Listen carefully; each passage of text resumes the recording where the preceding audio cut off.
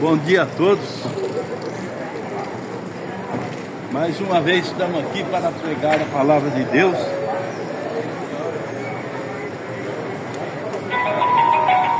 Todas as quinta-feiras, eu e meu amigo Marco Rodrigo, evangelista, estamos aqui para falar da palavra de Deus. E aproveito agora em Gênesis 39 e vou ler a passagem de José sendo vendido para o Egito. E José foi levado ao Egito a Potifar, eunuco de Faraó, capitão da guarda, varão egípcio, comprou-o da mão de ismaelitas que o tinha levado lá. E o Senhor estava com José, e foi varão próspero e estava na casa de seu senhor egípcio. Vendo, pois, o seu senhor que o Senhor estava com ele e que em tudo que ele fazia o Senhor prosperava a sua mão, José achou graça aos seus olhos e servia-o. E ele o pôs sobre a sua casa e entregou na sua mão tudo o que tinha. E aconteceu que desde que o pusera sobre a sua casa e sobre tudo que tinha, o Senhor abençoou a casa do egípcio por amor de José, e a bênção do Senhor foi sobre tudo que tinha na sua casa e no campo. Amém. Até aqui. Então nós vemos que, devido Deus estar com José, tudo que José fazia prosperava e era abençoado.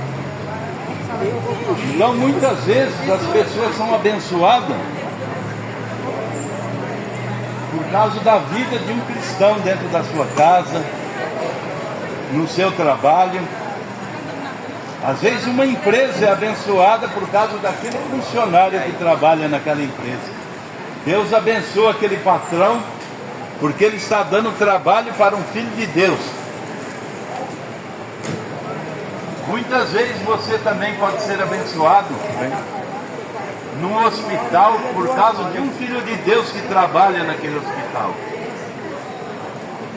Deus prospera aquilo para você. Então tudo que nós fazemos, nós dependemos de Deus. Sem Deus nada podemos fazer nada.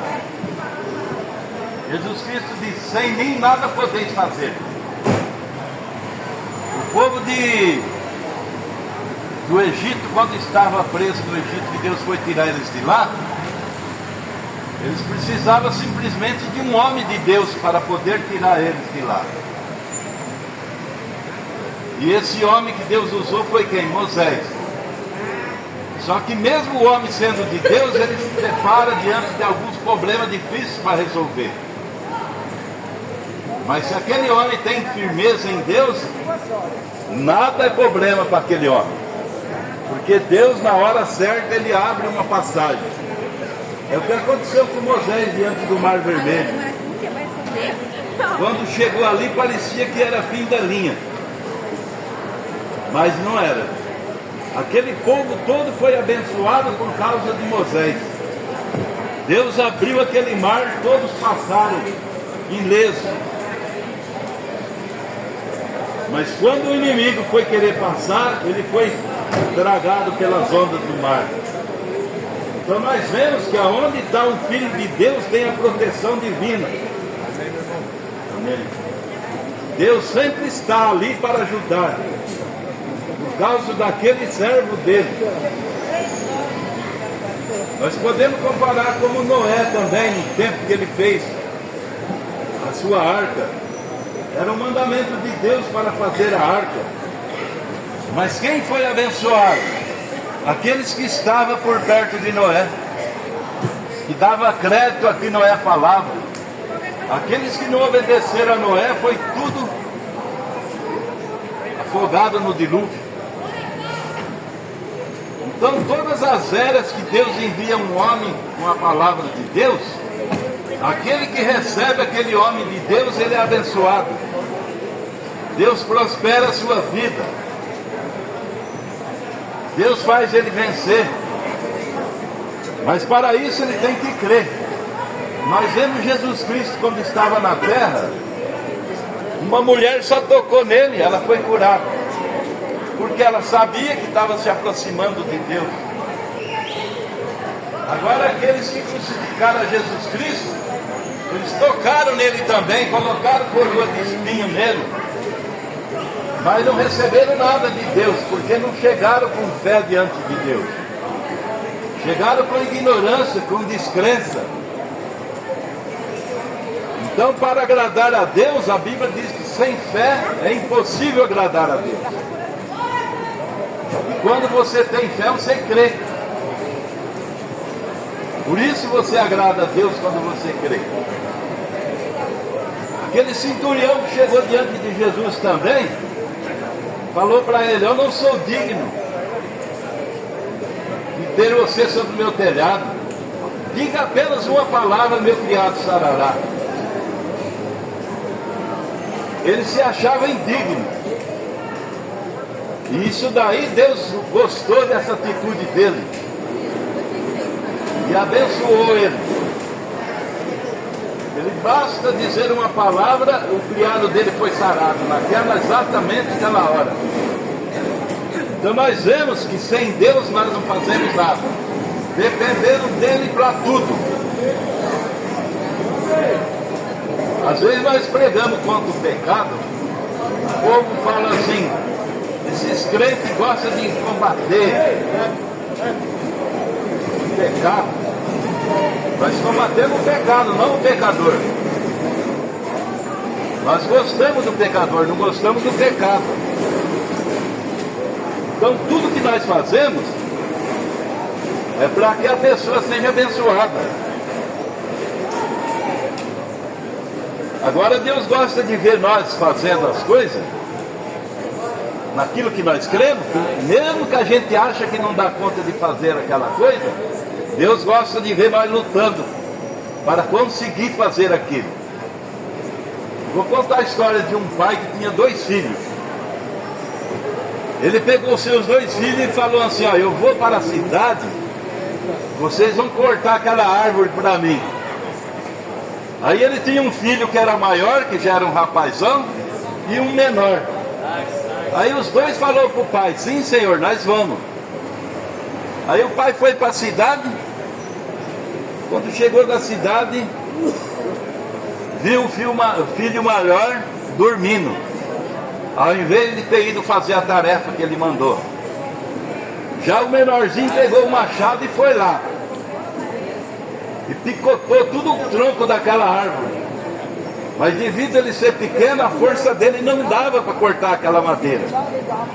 Mas quando o pai chegou, que olhou aquela mãozinha toda sangrando e o tronco da árvore toda picotada, aquele pai ficou feliz. Parabenizou o filho. Quem que foi ajudado pelo pai ali naquela hora? O filho. Falou: ó, aquilo que você não consegue, o pai vai fazer. Pegou o machado e rapidinho cortou aquele tronco de árvore.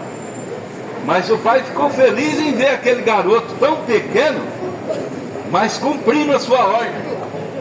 Assim é Deus. Muitas vezes nós não damos conta de viver o Evangelho da maneira que temos que viver, mas nós tentamos viver esse Evangelho. Aquilo que está ao nosso alcance a gente tenta fazer. E é isso que Deus se agrada de nós. Aquilo que nós não damos conta, Ele faz por nós. Amém. Então nós temos que ter essa consciência. Deus, Ele não exige de nós que nós damos conta de tudo, mas Ele quer ver nós trabalhando naquilo que nós damos conta de fazer. Eu não dou conta de viver todo o Evangelho, mas eu dou conta de ler essa Bíblia, examinar as Escrituras para ver o que Deus está falando, o que Ele quer de mim, o que eu devo fazer, o que eu não devo. Então nós temos que fazer isso, a nossa parte. Por exemplo, eu estou com sede, eu não dou conta de ir lá e pegar um copo d'água e beber. Eu vou pedir para Deus: ah Deus, estou com sede, despeja água na minha boca. Não, Deus vai exigir que eu vou lá e pego minha água. Eu dou conta de fazer isso. Só que tem muita gente que quer viver o Evangelho da maneira que ele acha que é, e não é dessa maneira, é da maneira que Deus acha que nós temos que viver o Evangelho. Então nós vamos falar um pouquinho agora sobre o Elias do entardecer, que muitas pessoas não sabem dessas passagens bíblicas que estão cumprindo exatamente nesta era. Deus disse em Malaquias 4: antes que venha o grande e terrível dia do Senhor, eis que eu vos envio o profeta Elias, e ele restaurará todas as coisas. Isso é promessa para agora, para o entardecer.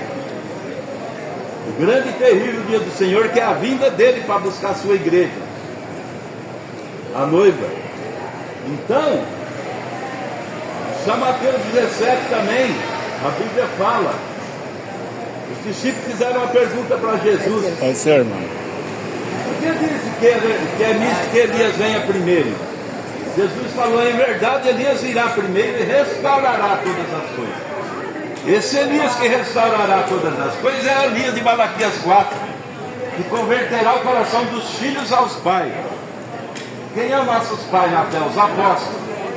Então esse profeta veio trazer a nossa fé a voltar à fé apostólica. Como as escrituras falam,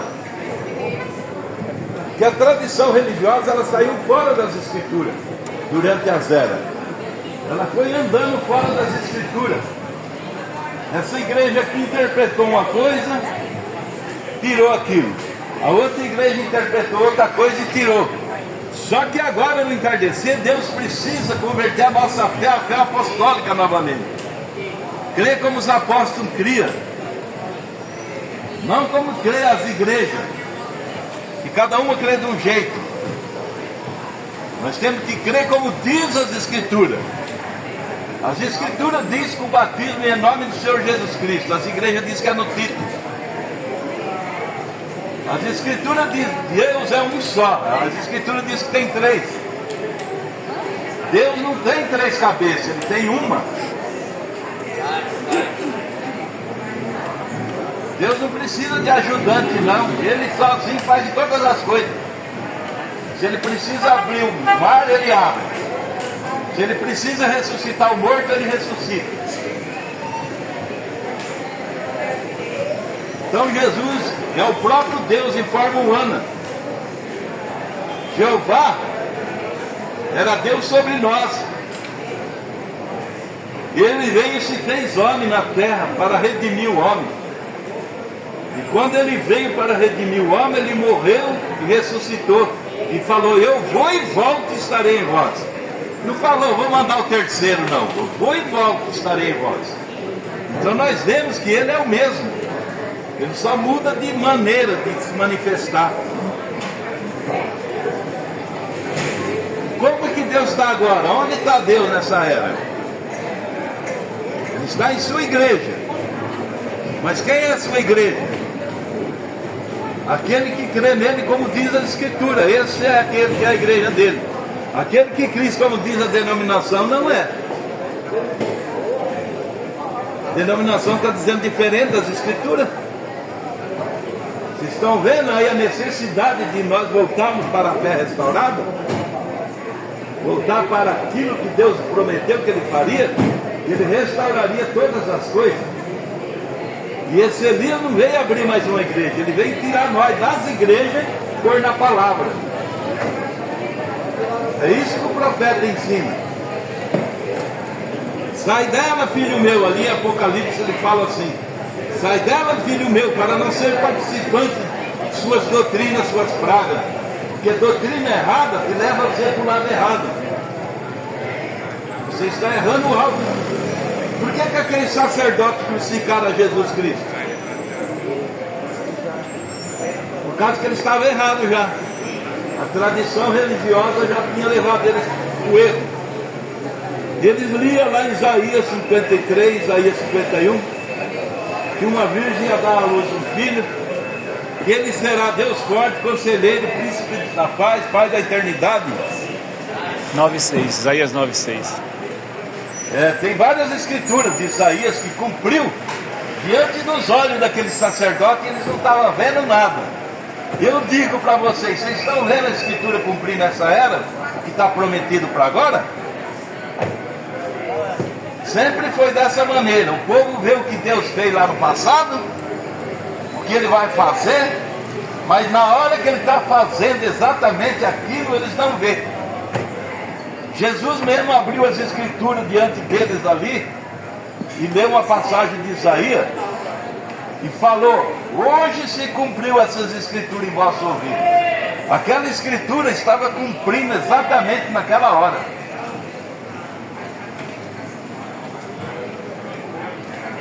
Aí o povo fala: não, as escrituras já cumpriu lá atrás. Não, a escritura ela é profética, ela vem cumprindo passo a passo.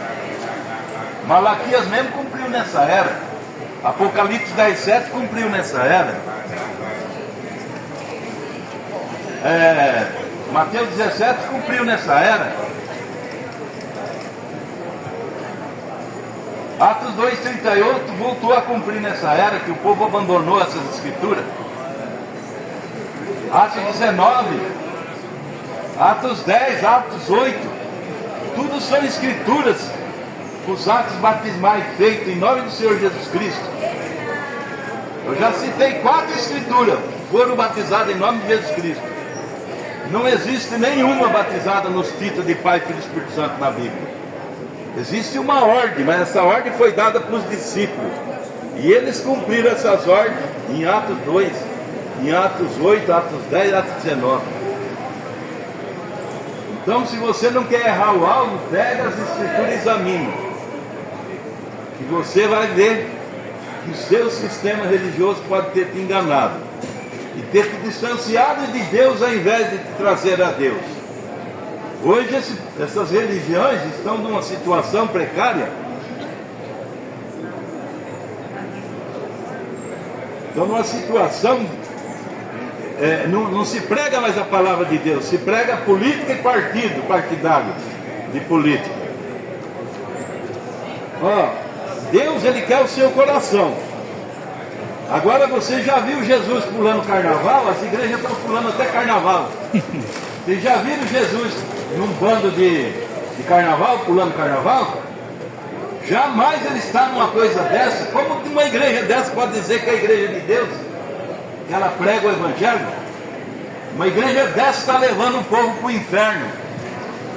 Essa que é a verdade. Só que o povo não gosta de ouvir a verdade, gosta de ouvir a mentira. Os pedidores de dinheiro, eles gostam de dar dinheiro. E por aí vai. Em vez de ouvir a palavra de Deus, fica ouvindo de candidato. Tudo corrupto. O sistema religioso também é corrupto. Então, corrupção dentro de corrupção, fica tudo na mesma panela. Mas Deus, Ele está falando nessa era, lá em Apocalipse, para todos sair dela. Sai dela, filho meu, para não ser participante de suas doutrinas, suas pragas. As eras da igreja, todas as eras, Deus estava no sistema.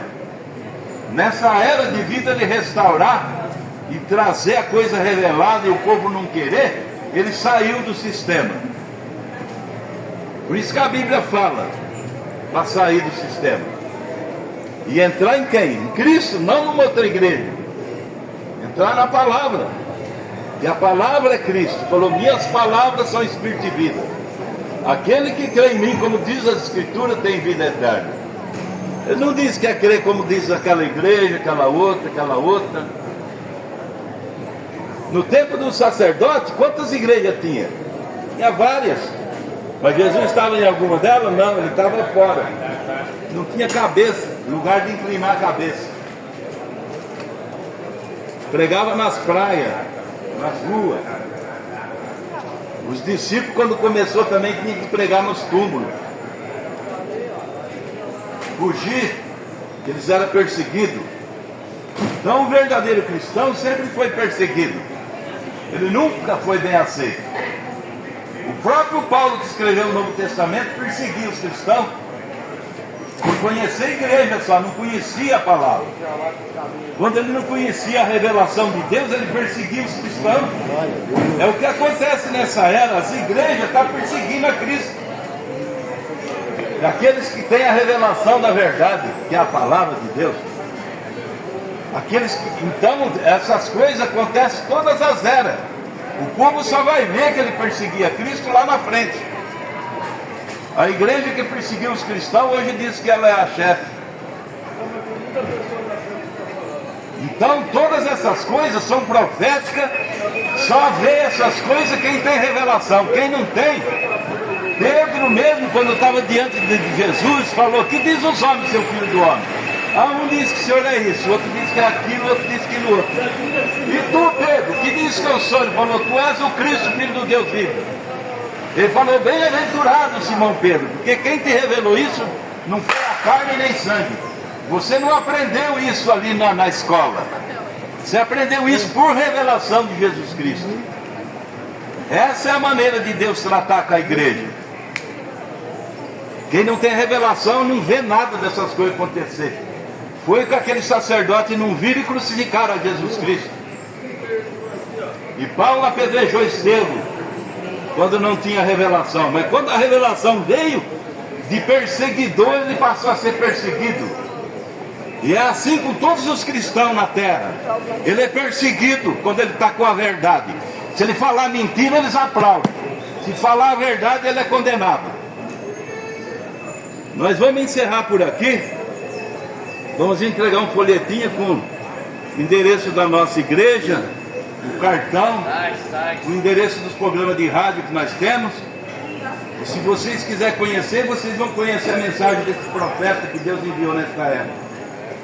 Ele trouxe toda a restauração que precisava ser restaurada. A pessoa que segue um profeta, ele recebe galardão de um profeta. Ele vê o cumprimento das escrituras acontecendo assim na sua frente. Ele não fala asneira não, ele fala aquilo que Deus manda falar. Nós encerramos aqui. Temos um caderno também que ele anota o nome, quem quiser oração por algum parente doente, que tem algumas coisas. Então por hoje nós agradecemos a atenção de todos. Que Deus abençoe a todos. Em nome de Jesus Cristo.